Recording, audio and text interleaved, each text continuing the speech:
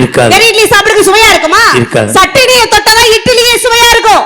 இட்லிங்கிறது புருஷ மாதிரி, சட்டினிங்கிறது பொண்டாட்டி மாதிரி.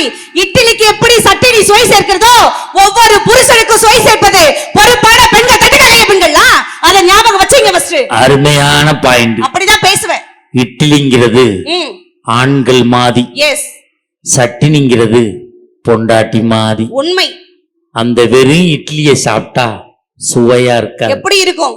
சட்டினியை தொட்டு சாப்பிட்டாதான் சுவையா இருக்கும். ஆமா சார். அப்ப இட்லிக்கு சுவை சேர்ப்பது சட்டினி. ஏமா எஸ், சில சட்னி ஊசி போயிருது, என்ன பண்றது? சந்தேகம் தான் சார் நான் கேக்குறேன். சிலர் பல சட்னி சாப்பிட்றான்.